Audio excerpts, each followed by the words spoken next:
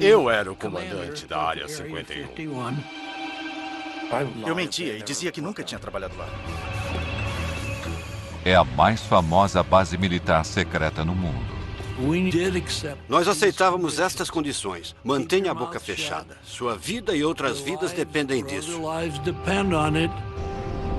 Agora, os homens que trabalhavam na Área 51 contam suas histórias pela primeira vez.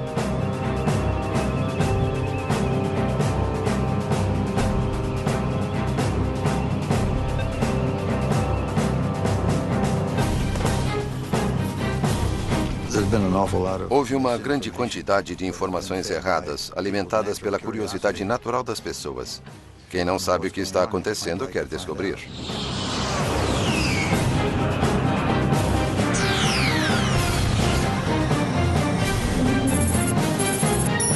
Os mistérios da Área 51. Atenção, instalações da Força Aérea Americana.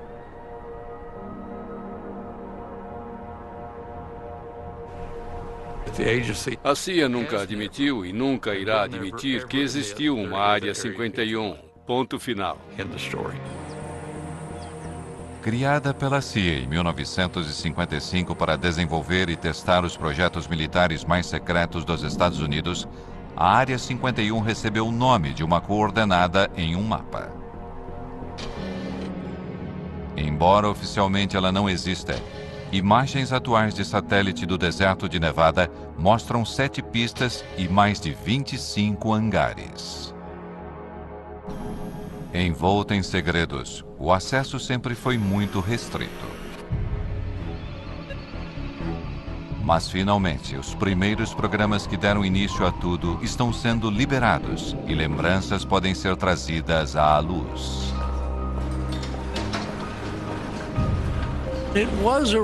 Era uma verdadeira Guerra Fria. Havia bombas nucleares destinadas a todas as grandes cidades. E era como se fossem duas pessoas. Quem vai dar o primeiro soco? Muitas vezes, a democracia tem de dar lugar ao controle rigoroso dos militares para que se possa realizar algo que permita que seu país sobreviva. E era assim que todos pensávamos, imagino.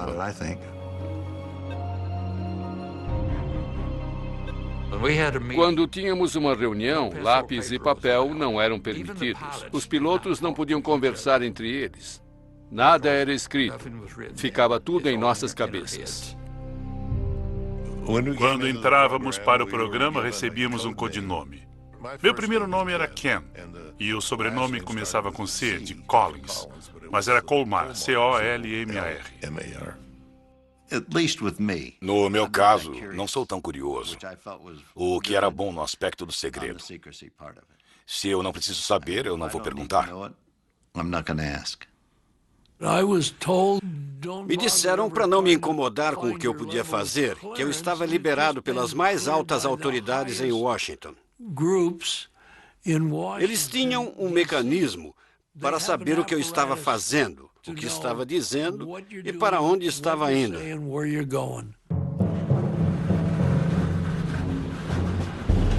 A base foi construída em torno de um lago seco conhecido como Lago Groom. O lugar oferecia vantagens óbvias.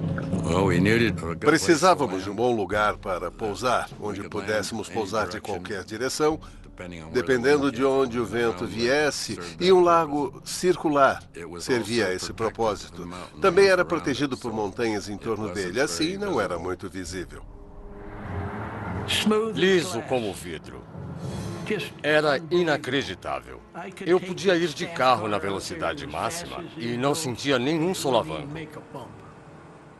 Era fantástico. O Lago Groom era muito amplo. Havia vários trailers nos quais vivíamos. E havia um prédio comum onde comíamos. Não tínhamos TV nem rádio. Eu não tinha nenhuma mulher. Houve uma mulher que cuidava das finanças da companhia e foi lá e passou uma noite. Foi a única de que ouvi falar. O primeiro nome dado ao lugar foi Rancho Paraíso. Eles achavam que isso ia suavizar o impacto da austeridade. Foi uma tentativa de convencer as pessoas de que não era tão ruim quanto parecia.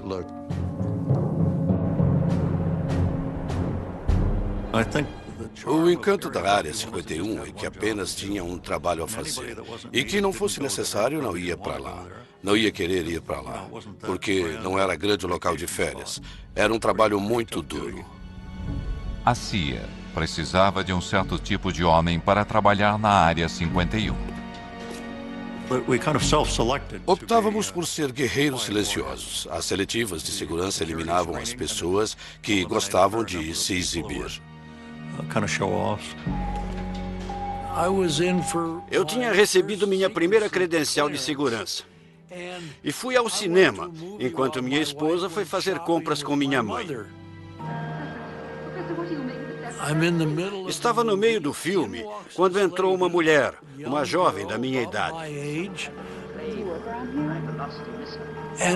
E no meio do filme, ela me perguntou se eu morava em Las Vegas, há quanto tempo morava em Las Vegas e o que eu fazia. Ela não gostou das respostas. Em meia hora, ela se levantou e saiu.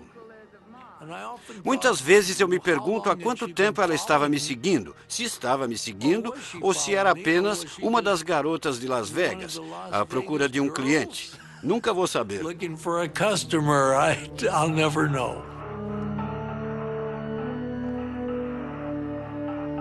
Não nos disseram o que ia ser, não tínhamos ideia.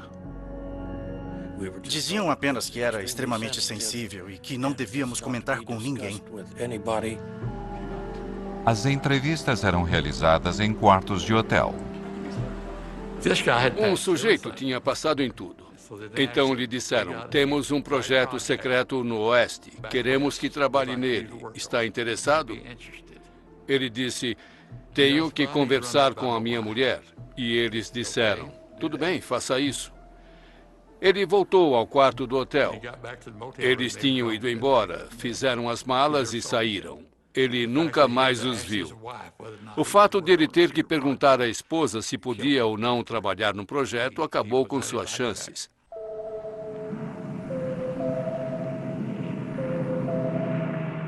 A Área 51 foi criada para um projeto ultra-secreto chamado Aquatone. Em 1955, homens da CIA, da Força Aérea e de uma divisão secreta da Lockheed vieram ao Rancho Paraíso para começar a trabalhar.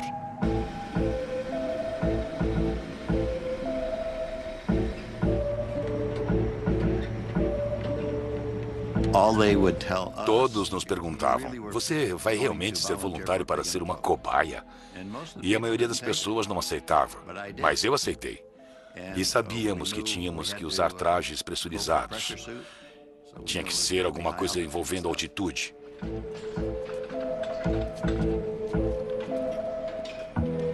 O sangue ferve acima de 15 mil metros sem pressurização. Então, se você perder a pressurização acima dessa altitude, o traje salva sua vida.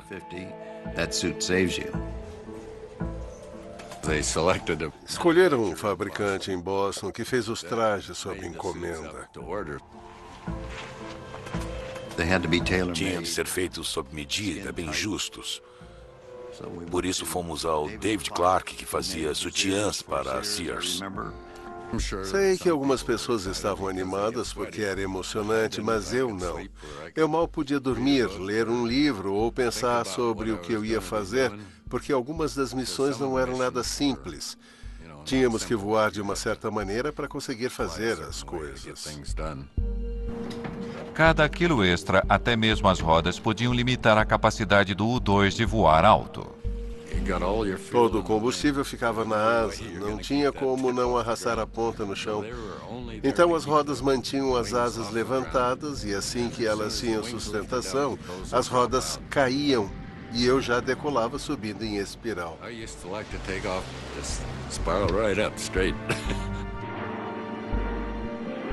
O governo dizia que o U-2 estava sendo usado para pesquisas climáticas. Essa era a nossa desculpa, um esquadrão de reconhecimento climático. Se não é um avião convencional, então o que será? O U-2 voava 3 vezes mais alto que aviões regulares e às vezes era visto por civis. Eu não tenho certeza, mas acho que vi o reflexo do sol numa janela de observação ou algum tipo de escotilha. Em meados da década de 1950, quando o interesse pela Guerra Fria e pelos OVNIs estavam no auge, Eu acho que era do espaço, mas amigável. o avião prateado às vezes criava confusões. Era pura liga de alumínio e parecíamos uma estrela brilhante lá em cima. Os pilotos eram orientados a negar tudo, até mesmo para os controladores de voo. Havia relatos de coisas voando bem alto. Eles podiam até ligar, mas não recebiam nenhuma informação, só desculpas. Sobrevoei a fronteira canadense. Um controlador de voo questionou a minha altitude. Ele foi bastante preciso, mas eu disse, não precisa calibrar seu equipamento. Não estou a essa altitude. Em 1957, voos secretos de U-2 eram a fonte de metade de todos os relatos de avistamentos de OVNIs, mas eles não eram nada, comparado ao que viria. Voltaremos a seguir com Semana Especial.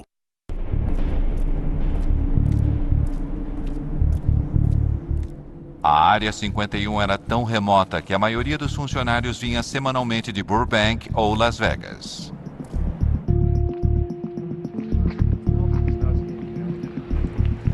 Minha família ainda estava dormindo quando eu acordava. Na segunda de manhã eu tinha que sair cedo para pegar o avião, que geralmente partia às 8 horas.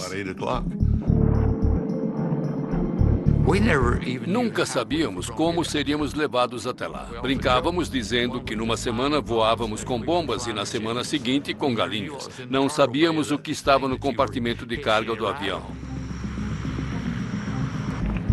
Quando descíamos do avião, passávamos pela segurança e eles conferiam nossos crachás para garantir que éramos as pessoas certas. Faziam isso sempre. Tinha uma segurança muito boa. Gene Friedman se deslocava diariamente.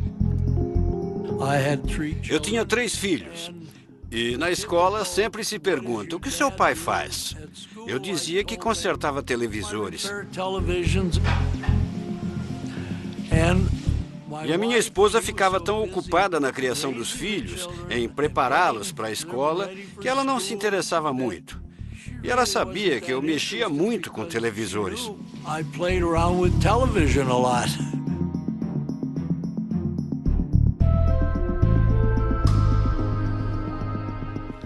Era bom. Tínhamos uma vida boa. Embora às vezes ele não voltasse para casa durante uma semana. Mas ele ligava, avisando que tinha que trabalhar.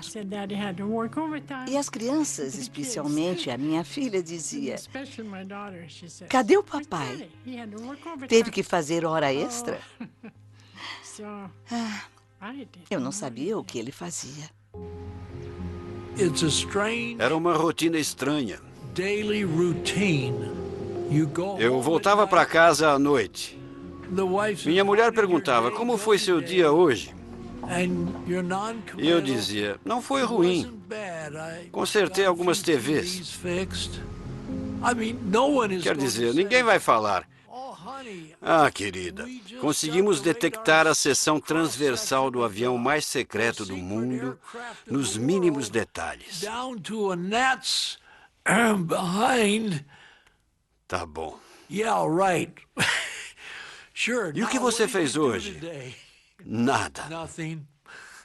Não podíamos nem tocar no assunto. Vamos encarar a realidade sem pânico. Esta é a nossa realidade. Algum dia, bombas atômicas podem ser lançadas em nossas cidades. A insistência no sigilo total era motivada pela paranoia da Guerra Fria e o temor generalizado de que a União Soviética poderia destruir os Estados Unidos. Um lado desconfiava do outro e o país tinha medo de ser dizimado por um ataque nuclear. Não se confiava em ninguém, nem mesmo nos pilotos de teste da Área 51. Em 1963, o avião de Ken Collins caiu em uma missão de treinamento. Uma semana depois, me perguntaram se eu concordaria em ser hipnotizado. Queriam descobrir se eu não tinha esquecido alguma coisa. Eu concordei. Então, eles trouxeram um psiquiatra importante de Boston.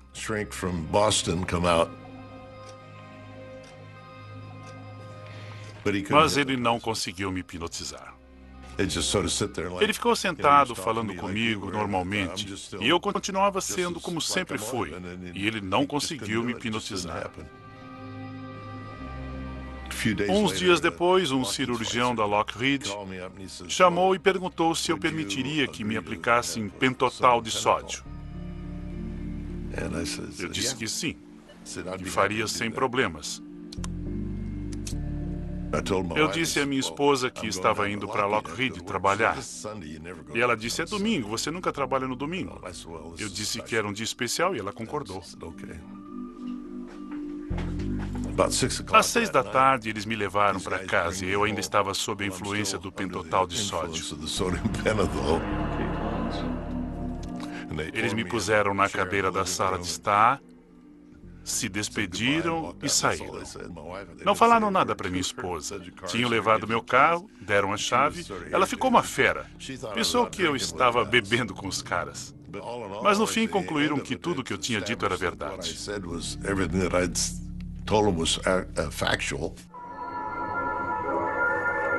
Quando uma bomba assim explode perto do solo, dezenas de milhares de toneladas de...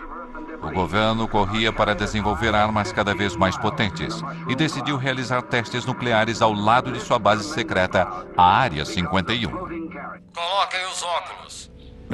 Ficávamos no meio da área de testes nucleares em Nevada e ninguém queria ir até lá. Essa privacidade era muito importante para podermos trabalhar. E fazíamos tudo com uma boa dose de segredo. Mas com mais de 450 explosões nucleares entre 1955 e 1968, o local tinha seus inconvenientes. Quando havia explosões nucleares lá, éramos avisados e tínhamos que evacuar o local. Uma vez demoramos quase 2 semanas para voltar por causa do clima e dos ventos desfavoráveis. Tivemos que usar crachás de radiação para ter certeza de que não estávamos contaminados.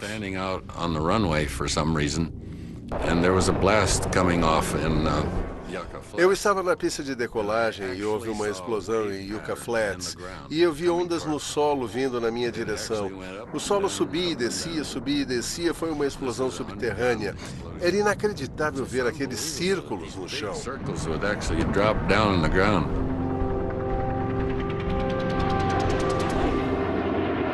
Diante das pressões da Guerra Fria, os Estados Unidos temiam que o U-2, o principal projeto da Área 51, já estivesse se tornando vulnerável aos mísseis soviéticos.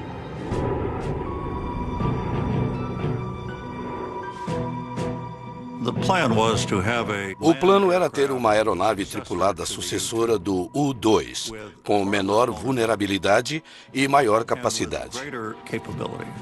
Pouquíssimas pessoas na CIA sabiam disso. No final dos anos 50, a Área 51 tinha um novo projeto ultra-secreto. Em 1958, comecei a trabalhar no que era chamado de Oxcart. Em 1960, me avisaram que eu tinha sido selecionado para uma espécie de programa de astronauta. Era uma aeronave que propusemos à CIA, que iria voar em altitudes muito elevadas, cerca de 27 quilômetros de altitude. A intenção inicial era voar o mais rápido e o mais alto possível, dificultando ao máximo a detecção de radares.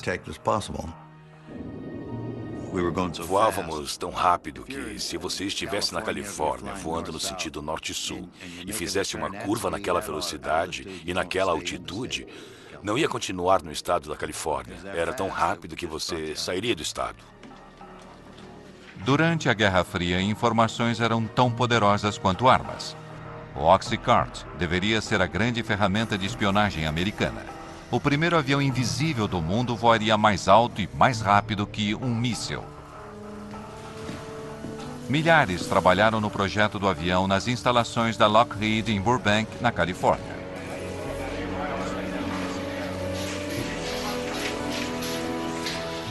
Mas, apesar da grandeza da produção, o projeto permaneceu secreto. O Oxcart tinha um grau de segurança próprio e era o mais alto possível. A aeronave precisava suportar as temperaturas geradas pelo atrito do ar durante um voo através da atmosfera a 3.200 km por hora. O Oxcart tinha 93% de titânio, um material que nunca tinha sido usado num avião. Para conseguir o titânio, era preciso fazer um acordo com a União Soviética. A forma como a CIA trouxe esse material da Rússia, pelo que sei, até hoje é segredo. Não sei como fizeram isso, não sei quem fez. Mas recebemos o titânio de que precisávamos.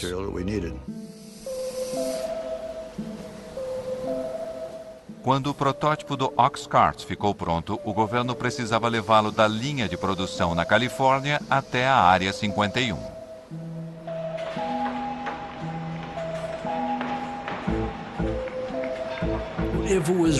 Se fosse redondo, iam colocá-lo numa caixa quadrada. Se fosse quadrado, iam colocá-lo numa caixa redonda. Era muito longo e as asas muito grandes. Assim, as partes foram separadas e levadas de Burbank até o Lago Groom. Ninguém quer uma carreta larga numa estrada movimentada. Então, era feito sorrateiramente, quando não tinha ninguém por perto.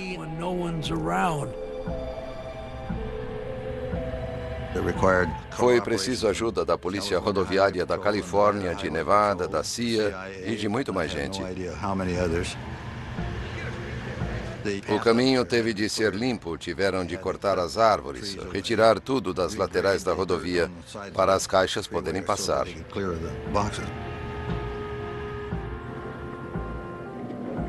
Eles não podiam saber o que estava nas caixas, mas tinham de saber que era uma coisa que tinha de ser protegida e mantida em segredo.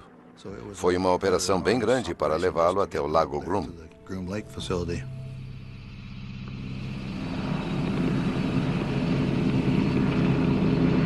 Ken Collins foi um dos primeiros pilotos a ver o Oxcart depois que ele chegou à Área 51. Eu fui até lá. O oficial de operações estava lá e me perguntou se eu gostaria de ver o que ia pilotar. Eu disse, claro. Fomos ao hangar e as janelas no topo eram o único lugar de onde vinha alguma luz. Nas sombras eu vi aquele lindo avião. Era incrível. A primeira impressão era de uma nave espacial. Voltaremos a seguir com Semana Especial Invasão Extraterrestre no Nat Geo. Dentro da Área 51, cerca de 2.000 trabalhadores tinham um único objetivo: concluir o mais recente projeto secreto. Tinha muitas coisas que as pessoas não precisavam saber. É por esse motivo que existia tanta mística em torno da Área 51. Eles não sabiam o que estava acontecendo.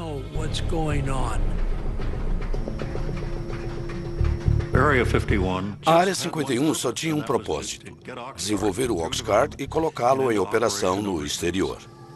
As informações sobre o Oxcart permaneceram confidenciais durante décadas. Seu sucessor, o icônico SR-71 Blackbird, é muito mais conhecido. Mas atualmente, detalhes sobre o Oxcart finalmente estão sendo revelados.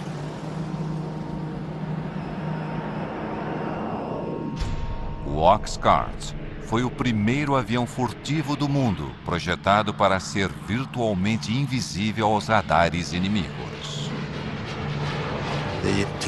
Nos testes de que participei, o avião sobrevoava uma estação de radares. A ideia era descobrir se eles podiam voar sem serem detectados. Fui à sala de controle de radares para ver o que acontecia quando a aeronave passava. Eu estava lá e ninguém conseguia ver muita coisa acontecendo. De repente, pareceu que uma escada tinha caído no telhado. Era a onda de choque do avião. Ele não foi visto nos radares. Parecia que estava fazendo o seu trabalho. A aeronave podia ir de uma costa a outra dos Estados Unidos em 70 minutos, mas seu único objetivo era a espionagem. Estas imagens feitas sobre a Coreia do Norte foram liberadas pela CIA e nunca tinham sido divulgadas antes. Elas revelam a capacidade do avião de fotografar objetos no solo, voando a 27 mil metros de altura, numa velocidade de 3.500 km por hora. A câmera estava num avião voando numa velocidade de Mach 3. A resolução era de 12 polegadas, 30 centímetros. Se você pensar num objeto no chão e puser uma grade sobre ele com 30 centímetros de lado, cada um desses quadrados vai ser preto, branco ou cinza. Um objeto com 30 centímetros de comprimento pode ser claramente identificado como um objeto, embora não possamos reconhecer a estrutura interna. Mas se tirarmos a foto de um tanque, ele vai ter 500 pontos e vai identificar o tanque. Mas, no auge da Guerra Fria, os homens da Área 51 não eram os únicos com câmeras potentes.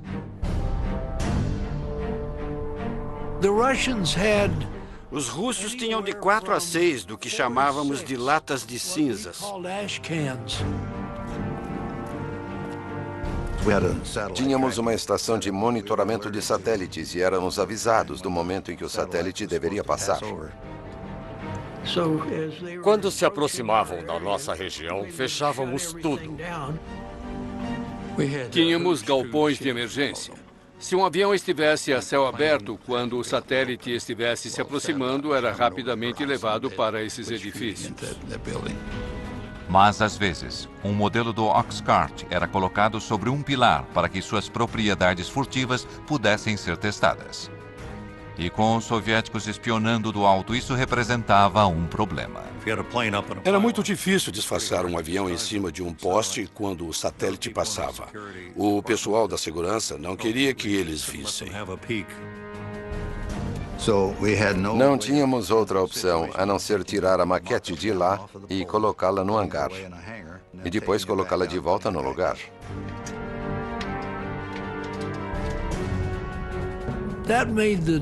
Isso tornava o trabalho muito difícil, muito difícil. Começávamos a trabalhar no avião e depois o levávamos para o hangar. E era um tal de guardar e tirar, guardar e tirar. Era um grande incômodo. Apesar dos esforços para esconder o avião secreto, agentes de inteligência descobriram que a União Soviética tinha um desenho do avião e tinha encontrado uma forma de detectar o Oxcart. Fazíamos a maioria dos testes durante o dia. A radiação do sol aquecia tudo, menos a sombra. Se deixássemos a maquete ali durante meia hora, ela deixaria uma sombra que uma câmera infravermelha conseguiria captar. Assim, os homens da Área 51 passaram a criar aviões falsos para enganar os soviéticos. Sabíamos que o satélite ia passar e desenhávamos o contorno de algum tipo de avião exótico na frente de um dos hangares. A maioria era de papelão. E um pouco antes de o satélite passar, colocávamos um aquecedor na traseira para mostrar um sinal de calor, como se o avião tivesse acabado de pousar. Queríamos que pensassem que tínhamos alguma coisa que eles não tinham. E eles, com certeza, investiram muito tempo e dinheiro tentando descobrir o que era. Em Washington, objetos fantasmagóricos pontuaram as telas dos radares. Engodos criados para proteger o Oxcart alimentaram os rumores sobre a Área 51. Caças passaram várias horas perseguindo os objetos vistos no radar. Realizamos 2.850 missões partindo da Área 51 sem que ninguém soubesse. O avião não existia e, naturalmente, dependendo da luz do sol, era visível e acabava se tornando um avistamento de OVNI. O general Sandford, diretor de inteligência da Força Aérea, confirmou que os objetos não são armas secretas americanas e afirmou que a Força Aérea vai investigar. Isso foi na época em que a Força Aérea conduzia o projeto Blue Book, investigando os avistamentos de OVNIs.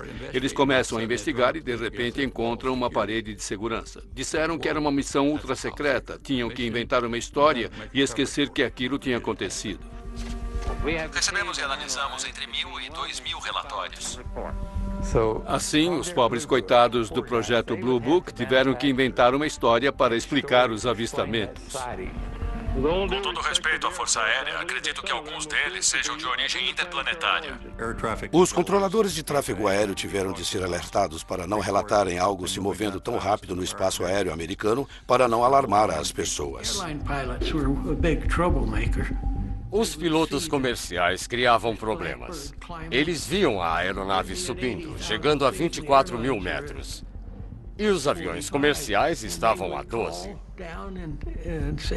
E eles entravam em contato com o solo e falavam feito desesperados. Mas eles viam. E os passageiros viam. O FBI ia até o aeroporto em que pousavam e os faziam assinar um documento para não revelar o que tinham acabado de ver. Mas acontecia um desastre na Área 51. A máquina de acobertamento era acionada.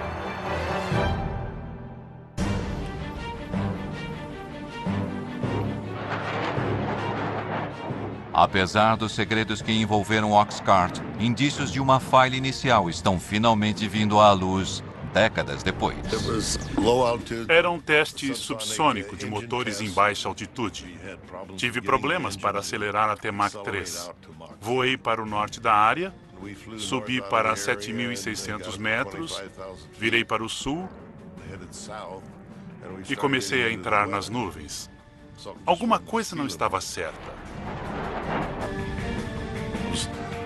O avião embicou, ficou invertido e entrou em espiral.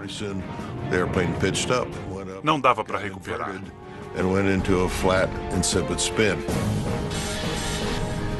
Então achei melhor ejetar. Foi o que eu fiz. Ejetei para baixo porque eu estava de cabeça para baixo.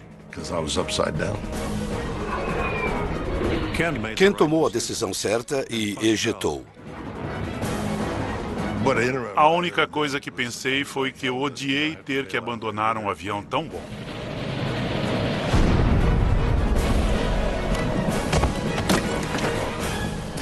Ele desceu em algum lugar perto de Wendover, Utah. Eu pousei, recolhi o paraquedas, porque achei que ia precisar dele. Talvez tivesse que passar a noite ali e ia dormir dentro dele.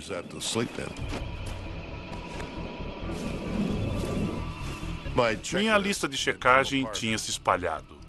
Comecei a recolher algumas das páginas, eram todas confidenciais e tinham o carimbo de secreto. Tudo que eu consegui recolher eu pus no bolso. Passou uma picape no deserto e tinha 3 homens nela. Eu fiquei surpreso em vê-los. Eles disseram para subir, que iam me levar ao avião. Eu disse, não, é um F-105. Essa era a história que contávamos. Eu disse, tem uma arma nuclear a bordo. Eles disseram, é melhor você subir, vamos embora, não vamos ficar. Então entrei na frente com eles. Ficamos em 4 pessoas lá dentro.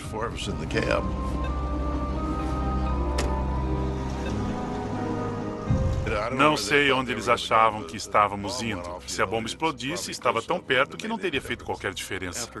Depois da história que Collins contou, eles não estavam muito ansiosos para ir até o local da queda.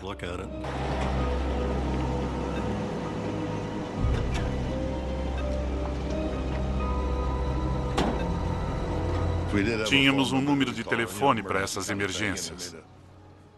Fiz uma chamada rápida, me identifiquei, só precisavam saber disso e eu lhes disse onde estava.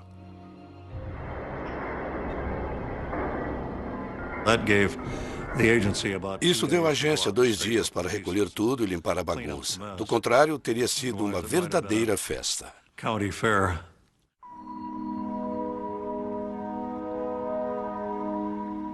Esta é a primeira vez que fotos do esforço do governo para limpar o local do acidente são reveladas.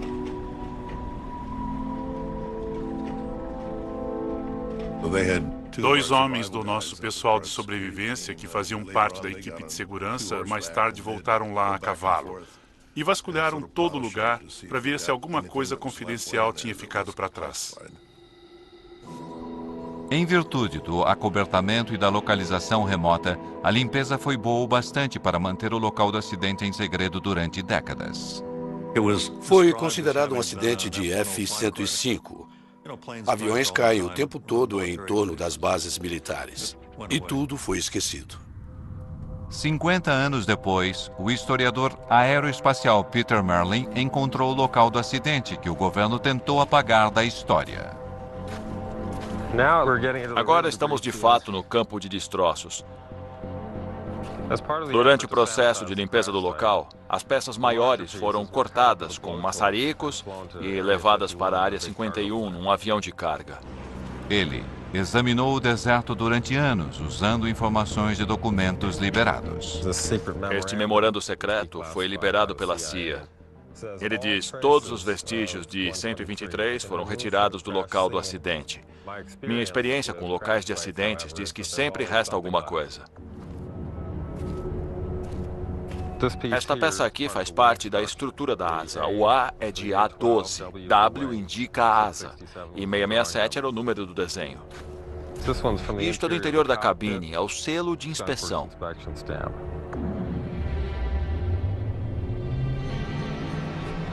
Esta é a cratera do impacto. Tem titânio em todo lugar. Nossa, é um pedaço grande. É um titânio bem espesso. A fuselagem atingiu o solo bem aqui, nos dois lados. Há uma depressão causada pelos motores. Uma bem aqui. É uma depressão causada pelo motor. Aconteceria a mesma coisa hoje se um avião secreto da Área 51 caísse aqui. Provavelmente haveria as mesmas restrições de segurança. Também inventariam uma história para acobertar. Voltaremos a seguir com Semana Especial.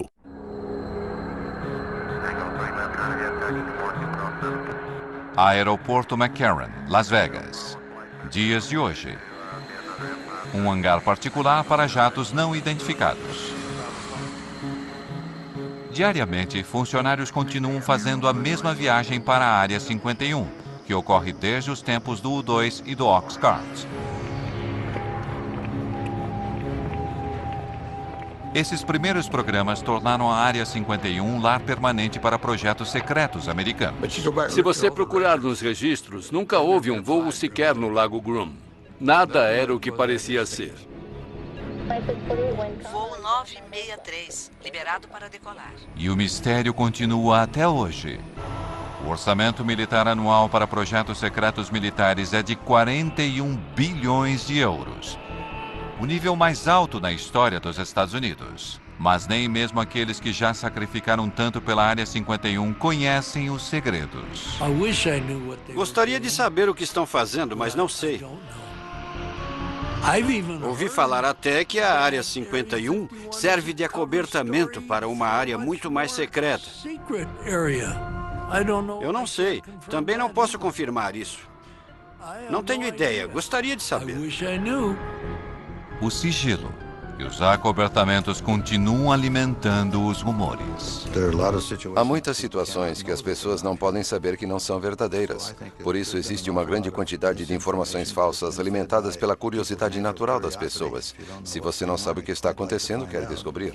Muitas vezes, até mesmo a especulação mais absurda contém uma ponta de verdade. Dizem que existem câmaras subterrâneas lá, túneis que vão até Las Vegas. E não existe absolutamente nada disso. Foram realizados testes nucleares subterrâneos porque na superfície espalhariam radioatividade. Mas não há nada na área. Outra coisa que dizem é que obtivemos toda essa velocidade e tecnologia a partir de engenharia reversa feita em naves extraterrestres. É verdade que fizemos engenharia reversa, mas foi num MiG-21 russo capturado em 1968. Nós o desmontamos para ver como os russos tinham feito. E então montamos de novo e voamos com ele.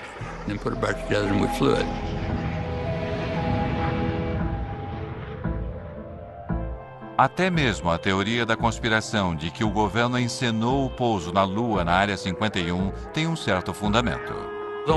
Na área de testes atômicos, testamos o veículo que enviamos para a Lua. Testamos todos os sistemas de suporte de vida. Os astronautas foram treinados nas crateras das bombas atômicas. Daí surgiram essas histórias malucas.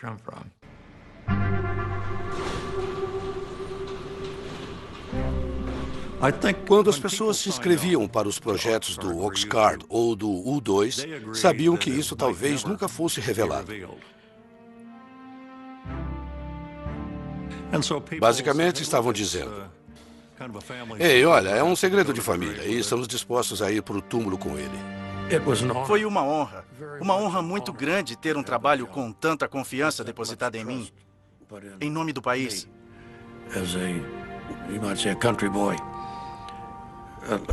Muita confiança foi depositada em pessoas como eu, que trabalharam lá.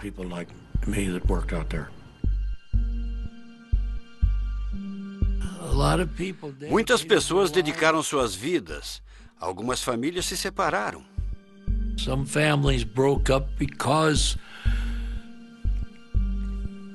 Porque a esposa não sabia se o marido ia voltar para casa à noite. Não era apenas um emprego.